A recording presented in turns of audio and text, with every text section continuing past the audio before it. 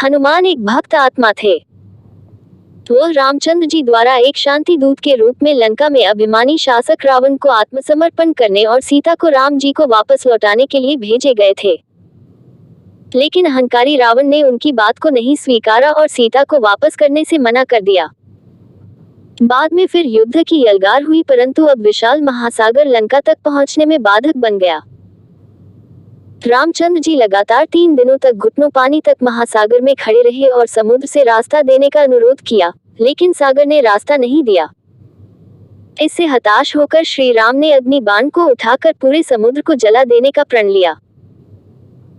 तब सागर ने ब्राह्मण का रूप धारण किया और हाथ जोड़कर श्री राम के समक्ष खड़े हो गए और क्षमा मांगी और श्री राम से कहा कि आपकी वानर सेना में जो 2 भाई नल और नील हैं, उनको अपने गुरु जी ऋषि मुनिंदर सर्वशक्तिमान ईश्वर कबीर जी यानी आदि राम की कृपा से शक्ति प्राप्त है। यदि उनके हाथों से कोई भी वस्तु जल में डाली जाएगी तो वह डूबेगी नहीं बल्कि तैर जाएगी।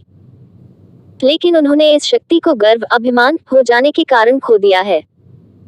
अब ऋषि मुनिंदर जी ही श्री राम की मदद कर सकते हैं। सर्वशक्तिमान कबीर जी सूक्ष्म वेद में बताते हैं, साधु दर्शन राम का, मुख पर बसे सुहाग। दर्शन उन्हीं को होते हैं जिनके पूर्ण भाग।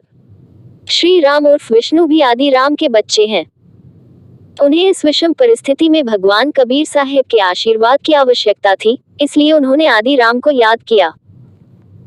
परम अक्षर पुरुष कबीरदेव सेतुबंध पर ऋषि मुनिंदर के रूप में प्रकट हुए और ब्रह्मकाल को दिए गए। अपने वचन के अनुसार भगवान कबीर साहिब ने श्री राम की सेना के लिए राम सेतु का निर्माण किया। ऋषि मुनिंदर उर्फ आदि राम ने पर्वत के चारों ओर एक रेखा को चिन्हित किया और अपनी सर्वोच्च शक्ति से उस रेखा के अंदर के पत्थरों को लकड़ियों की भांति हल्का कर दिया, जो पुल का निर्माण करते समय डूबे नहीं। इस प्रकार राम सेतु का निर्माण आदि राम की कृपा से हुआ था। इससे पूर्व श्री राम पुल का निर्माण नहीं कर सके। यहाँ तक कि नल और नील भी असफल हो गए थे। चूंकि नल और नील वास्तुकार थे, इसलिए उन्होंने उन हल्के पत्थरों को तराशा और उन्हें एक दूसरे के अनुकूल बनाकर जोड़ा और पूरी वानर सेना ने सेतु निर्माण के कार्य में अपना भरपूर योगदान दिया। पहचान के लिए हनुमान जी ने उन सभी हल्के पत्थरों पर राम राम लिख दिया और अब तक भोले भक्त यह मानते रहे कि राम सेतु का निर्माण श्री राम की कृपा से हुआ था। इस प्रकार अज्ञानतावश श्रद्धालु श्री राम को एक सर्वशक्तिशाली दिव्य पुरुष मानते रहे। इसका उल्लेख सूक्ष्म वेद में किया गया है। कबीर समुद्र पाट लंका गए, सीता को भरतार। 7 समुद्र अगस्त मुनि पी गए, इनमें कौन करतार। यदि यह मान लिया जाए कि राम सेतु का निर्माण श्री राम की कृपा से हुआ था और फिर पूरी सेना लंका पहुंच सकी थी और इस कारण से आप श्री राम को दिव्य पुरुषों की श्रेणी में गिनते हो, तो इसी प्रकार एक बार ऋषि अगस्त्य ने एक घूंट में 7 महासागरों को पी लिया था। उनके पास अलौकिक शक्तियां थीं।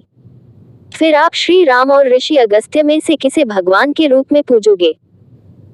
ये भक्तों के बीच एक मिथक है कि राम सेतु भगवान राम की कृपा से बनाया गया था। तथ्य, राम सेतु का निर्माण आदि राम कबीर परमात्मा की कृपा से हुआ था।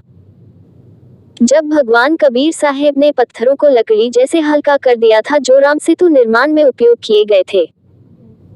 जब सर्वप्रथम सर्वशक्तिमान कबीर साहिब जी शैतान ब्रह्मकाल के क्षेत्र में आए थे, तो उसने भगवान कबीर से 2 वादे करने के लिए आग्रह किया था।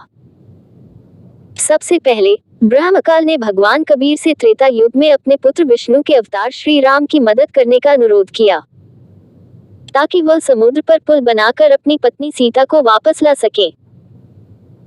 दूसरा, द्वापर युग में श्री कृष्ण की मृत्यु के बाद इंद्रदमन नाम के उड़ीसा के राजा श्री कृष्ण जी के मंदिर का निर्माण करवाना चाहेंगे, लेकिन सागर ऐसा नहीं होने देगा, इसलिए कृपया उड़ीसा में जगन्नाथ मंदिर बनाने में मदद करना। राम सेतु और उड़ीसा में जगन्नाथ मंदिर का निर्माण उन्हीं आदि राम की प्रतिज्ञा का परिणाम है। सर्वशक्तिमान कबीर साहेब अपनी मुंह में तुम्हें सरब में, जहां देखूं तहां राम। राम बिना छिनैल की सरे न एको काम। मैं जहां भी देखता हूँ आदि राम को ही पाता हूँ। आदि राम की कृपा के बिना इस दुनिया में कुछ भी नहीं हो सकता है। अमृतवाणी में बताते हैं,